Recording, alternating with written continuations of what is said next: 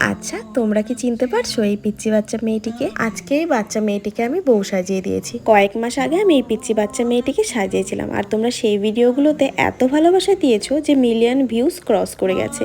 তাই তোমাদের রিকোয়েস্টে আমি আবারও এই পিচ্চি বাচ্চা মেয়েটিকে নিয়ে চলে এলাম একটি আলাদা লুক দেওয়ার জন্য। তাই আজকে মেকআপ শুরু করার আগে আমি আবার আপার লিপটাকে খুব সুন্দরভাবে ক্লিন করে দিয়েছি, কিন্তু কি মেকআপ করে দেবো সেটা বুঝে উঠতে পারছিলাম না। আমি ওকে জিজ্ঞেস করি আজকে তোকে বউ সাজিয়ে দেবো কি, তারপরে বলে যে হ্যাঁ সাজাও, আর ওর কথা মতন আমিও লেগে পড়ি ওকে একটি বাচ্চা বউ সাজাতে। আগের ভিডিওটায় তোমরা অনেক মানুষ অনেক ভালো ভালো কমেন্ট করেছো, কিন্তু কিছু কিছু মানুষ যারা খুব বাজে বাজে কমেন্ট করেছিলে। অনেকে বলেছিলে পিচ্চি বাচ্চা না ছাই, একদম বুড়ির মতো লাগছে। আচ্ছা তোমরাই বলো, ওর ফেস দেখে কি মনে হচ্ছে যে ও কোনো অংশে বাচ্চা নয়? তোমরা অনেকে ওর বয়স জিজ্ঞেস করেছিলে। আমি আজকে এই ভিডিওতে ওর বয়সটা বলে দিচ্ছি। ওর বয়স মাত্র 14, আর এই বয়সে একটা মেয়ে কখনোই বড় হয়ে যায় না, তাকে কিন্তু আমরা বাচ্চাই বলি। আবার অনেকে ওর গলার তুলসী মালা নিয়েও অনেক কথা বলেছো। যাই হোক, সবার যে একটা ভিডিও ভালো লাগবে তার কোনো কথা নেই। তোমরা যে ভিডিওটা ধৈর্য সহকারে দেখেছিলে সেটাই আমার কাছে অনেক। আর যারা নেগেটিভ কমেন্ট করেছো তাদেরকেও অনেক অনেক থ্যাঙ্কস। আর আজকে প্রচুর মানুষের ভালোবাসা পেয়ে কিন্তু